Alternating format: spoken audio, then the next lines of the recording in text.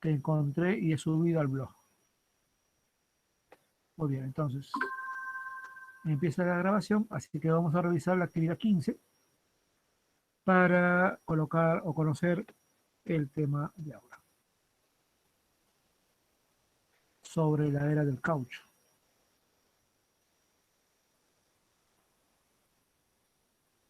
Muy bien.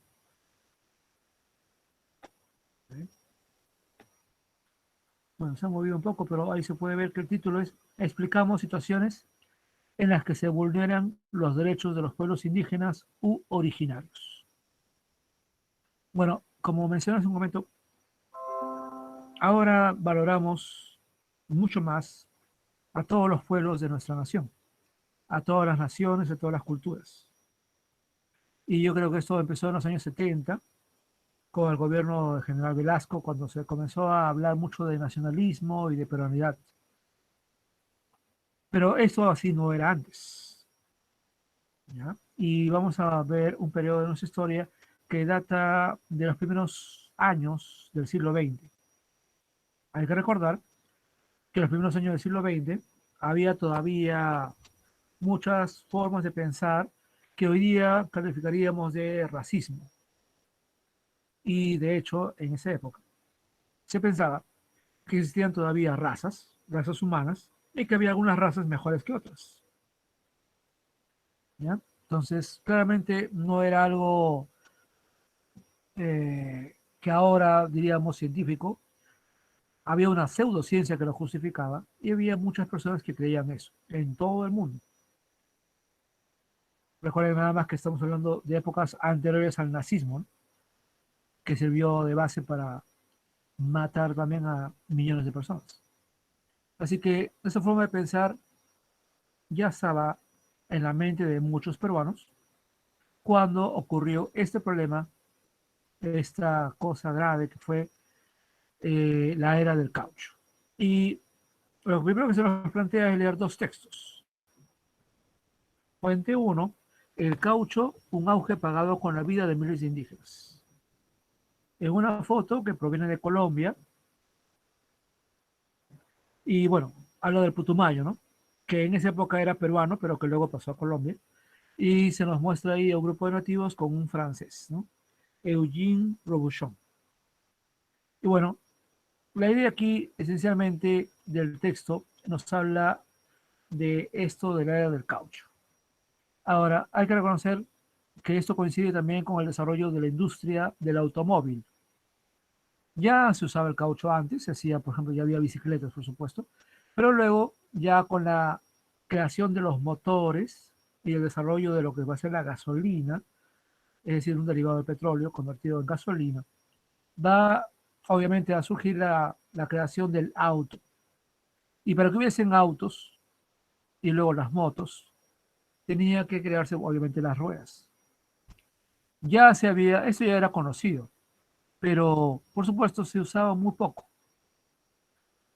Y la creación de una verdadera industria automovilística, sobre todo en los Estados Unidos y también en Inglaterra, va a motivar la búsqueda de lugares donde abundaba el caucho natural. Y, qué sorpresa, abundaba en la selva amazónica, compartida por Brasil, Colombia, Perú, Bolivia, sobre todo, ¿no?, también algo de Ecuador, pero sobre todo estos países nuestros anteriores. Y obviamente el Perú también era muy rico en esto. Así que muchos, entre comillas, empresarios, al darse cuenta de esta necesidad por caucho natural, van a lograr averiguar que este tipo de producto ya era conocido por los pueblos nativos. Por supuesto lo usaban para varias cosas que ellos necesitaban, pero no lo usaban pues en gran cantidad. Y se menciona aquí entonces que estos empresarios, entre comillas, porque en realidad esa palabra no va a lo que ellos hicieron, van a, primero que todo, contratar a nativos, boras, huitotos, ocainas, andoques y recígaros, para que encuentren dónde estaban esos árboles en la selva. Ellos podían identificarlos, ellos tenían un método inclusive para poder sacar esta, ese tipo de líquido que luego se convertía ya en llantas. Y el asunto es que se dieron cuenta que era tan valioso y era tan común que ya no solamente se basaron en los nativos para encontrar los lugares, sino que se dieron cuenta que ellos podían ser pues la mano de obra para explotar este recurso. Así que en toda la Amazonía, nuestra y los vecinos, se comenzó a prácticamente llevar verdaderos grupos armados y, como pasó con África en el siglo XIV, XV, se comenzó a capturar gente y esclavizarla, literalmente esclavizarla, para obligarlos a buscar y conseguir el caucho. Uno de los que más tuvo influencia en esto fue Julio César Arana, y que fue un comerciante peruano, y que creó primero una empresa llamada Arana y Hermanos, y luego una empresa con origen británico llamado The Peruvian Amazon Company. ¿Por qué creó esta empresa en Inglaterra? Para justamente no tener que deber o no tener que temer nada a ningún tipo de investigación peruana. Sin embargo, eso a la larga sería, por suerte, el fin de su negocio, porque con el tiempo se hicieron conocidos los abusos y fue un embajador, una autoridad británica, Roger Casement, irlandés, quien, eh, al enterarse de todo lo que se hacía en nombre de estas empresas británicas, que era terrible lo que ellos hacían, de explotación, hablamos pues de abuso, hablamos de captura, secuestro, violaciones, hablamos de tortura de personas, de los nativos, para que lograran más y más caucho. Y como estas empresas eran británicas, él logró hacer un informe y logró el apoyo del gobierno inglés para parar este asunto. Es interesante decirlo esto porque entonces esto lo empezaron peruanos, perdón, peruanos, brasileños, colombianos, brasileños, bolivianos, pero lo que finalizó esto fueron dos cosas. Por un lado, lo que hicieron los ingleses parando estos negocios que eran pues terribles, y por otro lado también fue el hecho de que en algunos países se logró encontrar otros lugares donde también había un caucho, y los alemanes sobre todo, y también norteamericanos, descubrieron una manera de fabricarlo de manera sintética. Entonces ya no era necesario buscarlo en la selva, sino que ya lo podían hacer en una industria. Así que eso, por suerte, trajo el fin de la era del caucho, pero implicó también la muerte de miles de nativos. Ahora, no era solamente que ellos los contrataban, sino que los esclavizaban, por supuesto, y en muchos casos los atrapaban y los, digamos, engañaban con un tipo de trabajo que se llamaba habilitación. Dice acá que la habilitación era un sistema que consiste en entregar bienes a los indígenas para que ellos los paguen con las gomas recolectadas. Pero por supuesto les pagaban poco y les cobraban mucho, ¿no?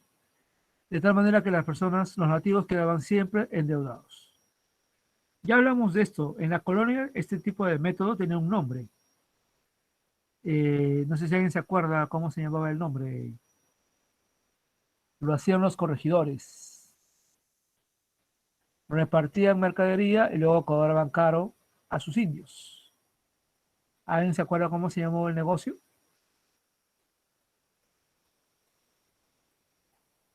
Repartimientos. Muy bien, repartimiento. Exactamente la misma idea. Entonces, miren, la colonia ya había pasado hace tiempo. Sin embargo, sin embargo, estos, entre comillas, empresarios usaron la idea, crearon algo llamado habilitación y crearon una manera de dudar a los nativos, y de esa manera ellos tenían ya literalmente que trabajar para eh, pagar, entre comillas, la deuda, ¿no? Y aquí se menciona entonces que esto continuó en los siguientes años. Y en la fuente 2 resalta lo que ellos hacían y el terrible trabajo que se hacía, ¿no? Eran azotados hasta la muerte, había muchos casos de flagelación y muchas veces decían ellos, bueno, los dejaban heridos y ni siquiera les hacían algo para curarlos, ¿no? Si ya veían que estaban mal, simplemente los mataban. Es decir, no los consideraban pues personas ni nada por el estilo, ¿no? No se les curaba, no había pues un trato a ellos de nada, de la nada, ¿no? Simplemente los mataban, los enterraban o los botaban donde sea y ahí, ¿no? Dice acá un sujeto británico que frecuentemente había azotado a los indios, me informó que en una estación abisinia había visto flagelar a unas mujeres porque sus hijos pequeños no habían recogido suficiente caucho. Como se consideraba que esos niños eran demasiado pequeños para ser castigados, se azotaba a su madre bajo la mirada aterrorizada del pequeño en llanto, dándole solamente unos cuantos latigazos para que el niño se vuelva un mejor trabajador. Ya ustedes pueden identificar qué tipo de tortura, ¿no? Para la madre y para el niño, o para un bebé, un niño, ¿no? Castigarle a él porque no ha recogido suficiente caucho y castigar a la madre para que por el miedo trabaje más, siendo un niño. Entonces, ese tipo de cosas y ese tipo de historias están aquí en el texto. Acá también se menciona el caso de de una autoridad, dice aquí, mm, habla de una autoridad que fue duramente asesinado, duramente torturado y que prefirió la muerte porque él sabía a dónde habían fugado algunos indios, ¿no?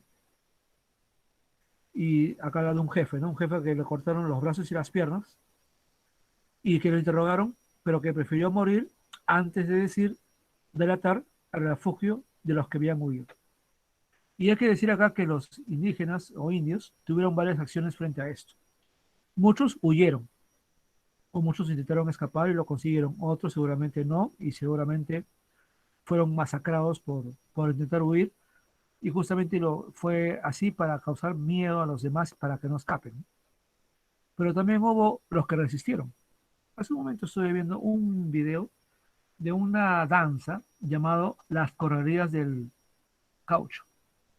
Y la danza muestra a un grupo de nativos prisioneros que luchan y logran capturar a los caucheros, ¿no? Y luego con ayuda de otros los matan, ¿no? O sea, hay una danza alrededor y luego los ejecutan. Entonces eso quiere decir que esa danza podría mostrarnos que muchos pueblos lucharon, ¿no? Contra los caucheros. Pero obviamente no tuvieron muchas veces las de ganar, ¿no? Hablamos de gente que usaba armas de fuego contra gente que usaban lanzas y flechas. Entonces era una lucha desigual. Entonces hay mucho aquí que se menciona sobre este tipo de trato. Y sobre esto ustedes tienen que responder esas preguntas. ¿Por qué, cómo se explotó el caucho? ¿Qué tipo de trato sufrieron los pueblos indígenas? ¿Y cómo finalizó esta época de explotación a los indígenas? Esto lo vamos a reforzar con el video en un momento más. Un video colombiano, porque ellos también han vivido lo mismo que nosotros, ¿no? Y hay también un video de Aprende en Casa, pero vamos a ver acá. Luego hay, ahora esto de acá nos lleva a lo otro, ¿no? El trabajo forzoso. En realidad, lo que pasó en esa época se puede calificar como trabajo forzoso. Y lo que se nos habla ahorita en el fuente 4 y 5 es que lamentablemente el trabajo forzoso no ha desaparecido en el Perú y no ha desaparecido en el mundo. El texto 4 nos habla del trabajo forzoso en el Perú y dice acá que hay formas en las que el trabajo forzoso todavía se manifiesta. Y dice acá, la primera, relativa a la habilitación enganche. Es decir, en la actualidad hay métodos parecidos a los de la colonia y a los de la época del caucho. Es decir, se busca un trabajador, se hace un contrato y ese contrato se le da material o comida o algo por adelantado y esa persona tiene que trabajar para pagar eso, pero el precio que se le da o que se le cobra es muy alto en relación con lo que realmente se le da y la idea es tenerlo siempre endeudado. Eso indica acá, se sigue haciendo hasta ahora. Y sucede en actividades ilegales. Aquí se habla de la minería ilegal y también de la tala ilegal. Entonces, estas personas que trabajan así de manera informal, y creo que mucho de eso tiene que ver también ahora con la informalidad, prácticamente no tienen pues ningún tipo de... Ahí no se respetan las leyes laborales del Perú, ¿no? Donde eso obviamente está prohibido, sino que ahí se aplica este tipo de contratos, entre comillas, que benefician al dueño, al jefe, al capataz, y no benefician nada al trabajador. Y entonces esto indicaría que esto sigue ocurriendo. Otra modalidad es el enganche, que eso es también pasó en la época del caucho. Y es lo mismo, ¿no? Anticipar o dar de anticipo algo, bienes, comida o algo, a un trabajador y de esa manera lo tienes, como dice ahí, enganchado a ti, ¿no? Tienes atrapado porque tiene que pagar, tiene una deuda que pagarte y en ese caso, sobre todo es con bienes que necesita para vivir, ¿no? Entonces, estas dos maneras de explotación o de trabajo forzoso siguen actualmente. Y la fuente 5 nos indica igualmente lo mismo, ¿no? Y que muchas de esas formas de habilitación a enganche existieron durante muchos años después todavía, ¿no? Dice acá, a pesar de que hubo una, a pesar del 74, hubo una ley de comunidades nativas donde, por supuesto, todo eso estaba prohibido. Dice acá, sin embargo, la población indígena cautiva en los fondos permaneció bajo relaciones de servidumbre e incluso esclavitud, como lo demuestra el caso de la provincia de Atalaya, hasta la década de 1980. Obviamente yo no había la era del caucho, pero todavía había empresarios, de repente ya no para buscar el caucho, sino para la cuestión de la agricultura o ganadería, usaban los mismos métodos que se habían usado décadas atrás. Entonces, esto claramente nos indica que es un problema que aún no hemos superado, ¿no? Y acá hay una serie de preguntas, ¿no? ¿Qué derechos fundamentales de los pueblos indígenas originarios fueron vulnerados durante esta época del caucho? Aquí, por favor, hablen todos los derechos que puedan. No vas a decir uno o dos, sino que son un montón de derechos de los pueblos nativos que no se respetaron. ¿Quiénes y cómo supervisaban los trabajos? ¿Y por qué los mecanismos de trabajo siguen funcionando de esa manera? Como digo, creo que mucho de eso tiene que ver con la informalidad que nos afecta hasta el día de hoy, ¿no? Y que lamentablemente la pandemia ha aumentado, dado que mucha gente ha perdido el empleo o ha visto que sus negocios han tenido que cerrar. Sobre todo esto, después de responder las preguntas, deben ustedes completar este cuadro comparativo, indicando en cuanto al trabajo forzoso qué ha cambiado de la época del K8 a ahora y qué ha permanecido. Luego de completar el cuadro, van a elaborar un texto considerando cuáles son los retos en materia de protección de los derechos humanos de los pueblos indígenas y originarios, considerando que estamos en el bicentenario, donde por supuesto lo que queremos es igualdad, un buen trabajo, nada de esto de trabajo forzoso, nada de este tipo de cosas que son cosas del pasado, que no, todavía no hemos superado. Miren, acá he puesto un espacio largo para que se den cuenta. A veces algunos se olvidan del texto. Yo les pido por favor que intenten escribirlo, reflexionen, hagan ensayos, lean y piensen. Sobre todo viene de ahí el redactar, ¿no? No es cuestión de copiarse, no es cuestión de pensar. Me piden una cosa, ¿qué puedo yo decir acerca de eso? Y luego poco a poco, mientras vas leyendo y vas pensando, vas teniendo más ideas para aumentar. Finalmente, como siempre, un par de preguntas de reflexión sobre si los derechos humanos pueden ser vulnerados bajo alguna circunstancia. Creo que esa pregunta ya es bastante obvia para ustedes. Creo que en DPCC ya han visto ese tema antes, así que la respuesta es evidente. ¿Y qué avances y dificultades tuvimos al desarrollar la presente actividad? En este caso, la lectura de esos textos históricos. Bien, vamos a ir al video, al blog, pero antes de ir, quería preguntar si hay alguna duda. ¿Hay alguna duda acerca de los textos?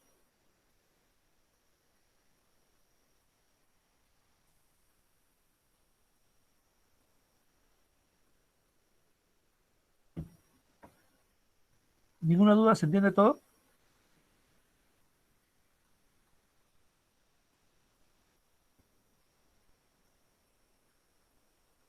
Nada, nada, ninguna duda. No, profe. Ok, Giancarlos. Bueno, si por ahí no hay ninguna duda, vamos a ver el video. Por lo menos uno, de repente podemos ver alguno más. Pero también quiero comentar algo, una información que encontré ahí en una página que nos va a ayudar a entender mejor el fenómeno de la era del caucho.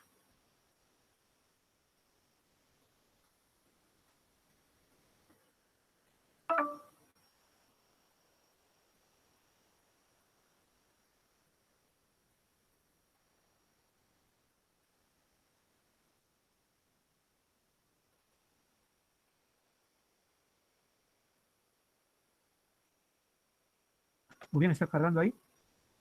Pero mientras está cargando los videos que están ahí, esto es lo que quiero comentar. A ver, este cuadro estadístico muestra los ingresos económicos entre 1900 y 1930.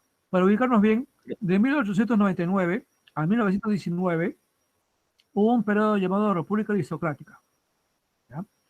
Y de 1919 a 1930 hubo el oncenio de Leguía. ¿Ya? Lo primero lo van a ver en cuarto y lo del oncenio lo van a ver en quinto.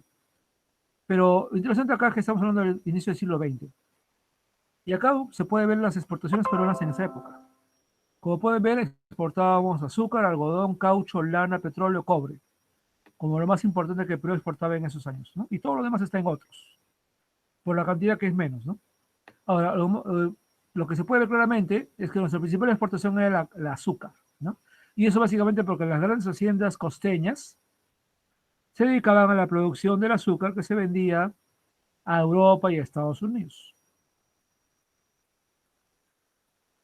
Y bueno, en 1900 ese era el principal producto de exportación. Luego seguido del cobre, ¿no? De nuestra sierra. Pero miren, en 1905 hay un cambio. El azúcar sigue siendo nuestra principal exportación, por supuesto, pero en segundo lugar entra el caucho. Eso quiere decir, y estamos hablando entonces de 16% de todas las exportaciones, entonces estamos diciendo aquí que hubo, y lo vamos a ver ahorita con otro cuadro también, que el caucho, en esos 5 años, donde no existía el caucho como un recurso importante, estaban seguramente en otros, ¿no? Por su cantidad, comenzó a tomar gran importancia, de tal manera que prácticamente se convirtió en el segundo producto en ser exportado, y luego vino el cobre, ya la lana y la algodón. En 1910 bajó la producción de azúcar y casi muy cerca de la producción de azúcar, que sigue siendo el número uno, bien, ya estaba el caucho en el 18% de todo lo que el Perú exportaba, ¿no? Entonces, aquí nos vemos un aumento sostenido en la producción del caucho, lo cual implica muchos nativos quedan esclavizados para trabajar, porque si no, no se explica cómo en tan poco tiempo, solamente 10 años, se pasó de casi nada a un 18% de todas las exportaciones peruanas, dejando atrás al algodón, a la lana, al cobre.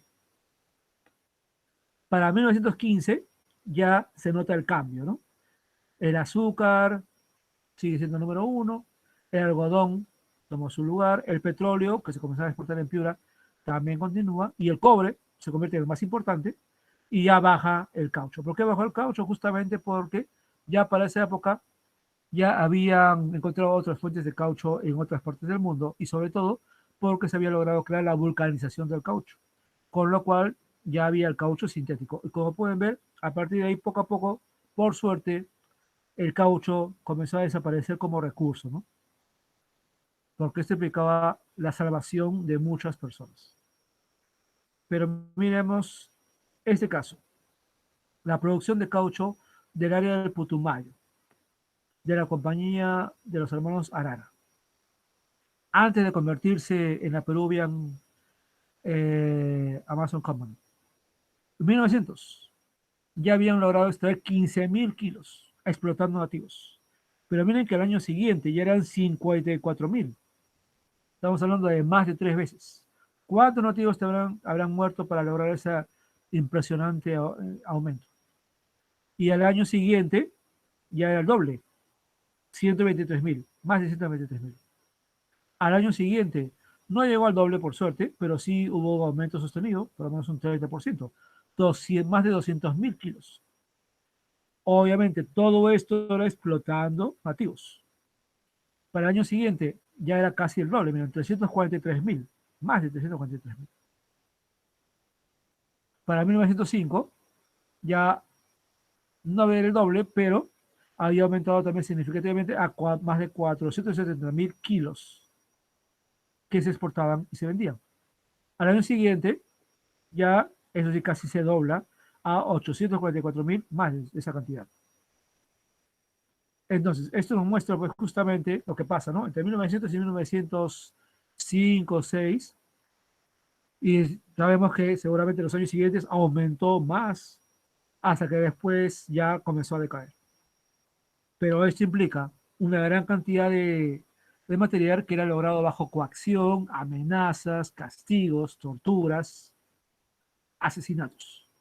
Y como dije, el gobierno peruano no movió ni un dedo, no hizo nada. No es que no se supiera, se sabía. Pero el gobierno de Lima pensaba, bueno, pues está pagando impuestos, ¿qué me importa?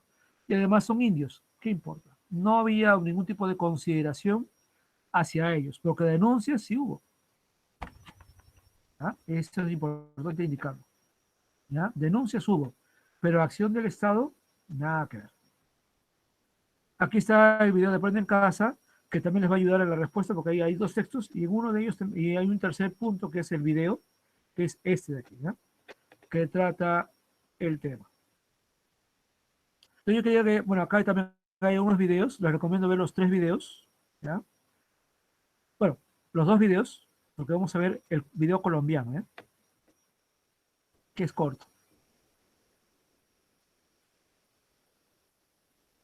Este programa es financiado a través de los recursos del Fondo para el Desarrollo de la Televisión y los contenidos de la Autoridad Nacional de Televisión.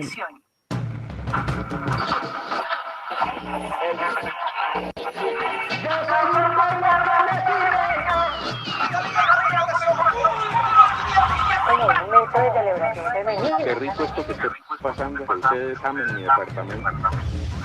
Esto es cronografía.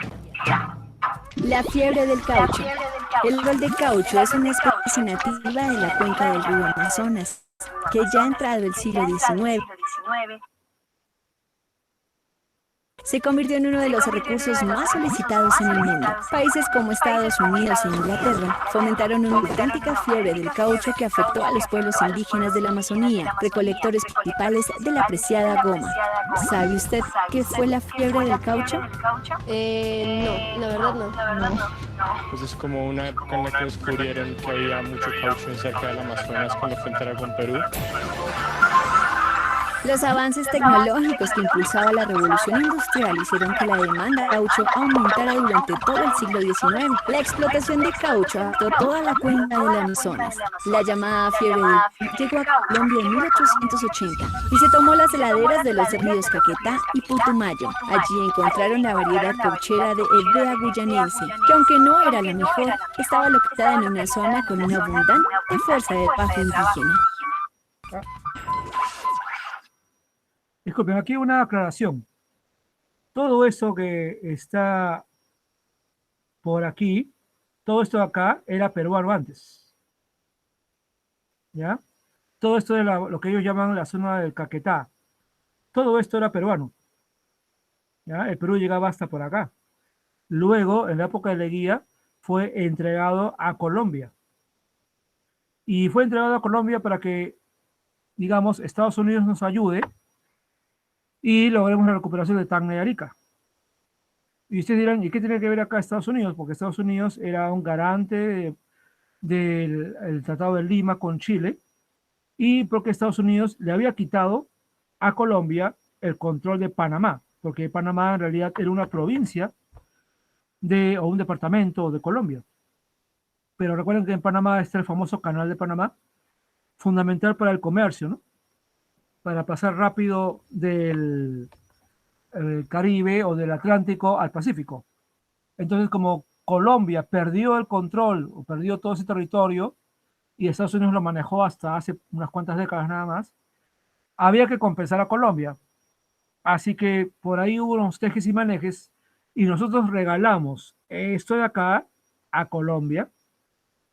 Por eso cuando hablan ahí de Putumayo, ahora hablan de Colombia, de eso como peruano, pero como colombiano, pero eso era peruano, ¿ya? Y bueno, así manejó las cosas y en parte por las puras, porque al final recuperamos Tacna, pero no Arica. Y la idea era que por lo menos volvieran ambas, ¿no? Y lamentablemente eso no ocurrió. Una aclaración ahí. Un campesino se podía gastar todo el día en la selva sacando los lápices a esos árboles, y por eso no les daban nada. Pero fuera de eso, que les estaban prestándoles panelas, cuchillo, un maletón, todo eso. Y después cuando ellos recogían el material al día siguiente, les descontaban lo que les habían prestado. El campesino vivía endeudado y nunca pudo levantar cabeza. Para la recolección del preciado látex en el Amazonas se implantó un régimen de trabajo basado en el endeude. El negocio, planteado siempre en función de generar un endeude, fue mucho más allá de una transacción casi bancaria entre trabajadores relativamente libres y jefes. En cambio, se convirtió en un negocio forjado a fuerza de mano de obra esclavizada y sujeta a las casas comerciales, quienes en muchos casos eran dueñas de las plantaciones de caucho, de las barracas donde se recibía el látex y se intercambiaba por mercancías, y de las casas compradoras que negociaban con firmas internacionales. Había una familia arana peruana que se dieron cuenta, aquí está.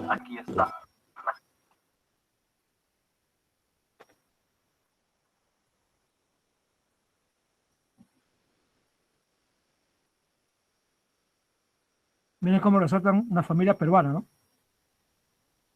Lo resalta bien clarito. La plata. Y vinieron y se asentaron allá en las selvas de nosotros al sur del continente. Se volvieron unos explotadores impresionantes. Una de las casas comerciales llegó a Colombia en 1880.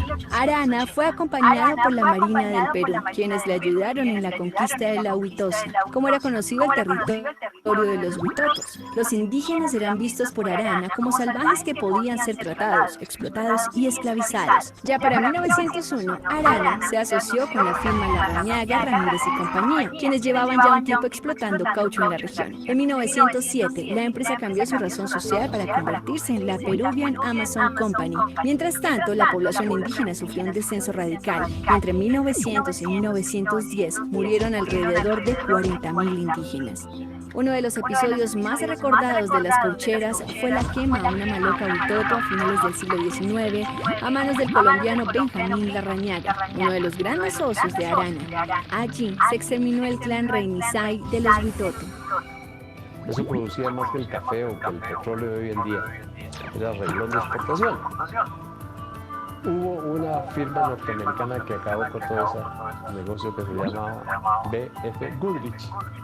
Y ellos inventaron la vulcanización y se acabó, y ahora son las llantas de ahora que ya son no se necesitan los árboles, ahora se producen en laboratorios. El negocio del caucho amazónico comenzó a decaer debido al aumento de plantaciones en lugares como Malasia o Java. Para 1914, el porcentaje del caucho amazónico respecto a la producción total de caucho en el mundo era de apenas el 27%, porcentaje que fue disminuyendo exponencialmente.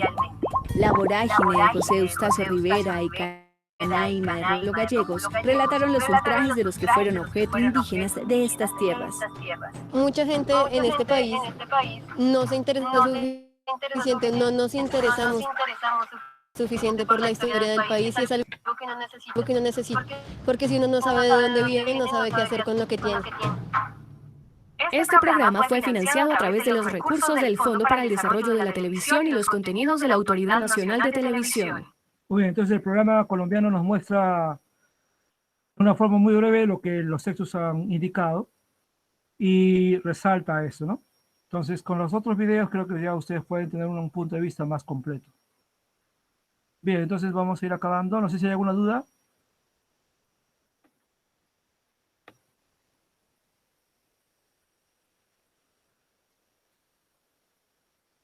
¿Hay alguna duda por ahí?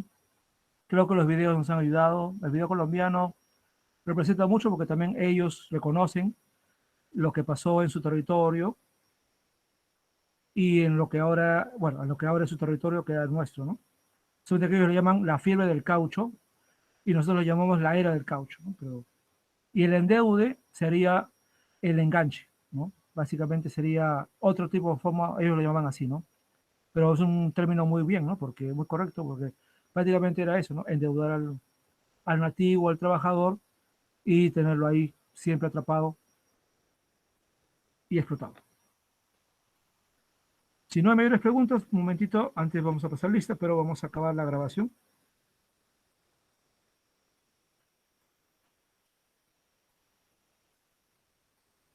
Se enviará más tarde, ¿de acuerdo?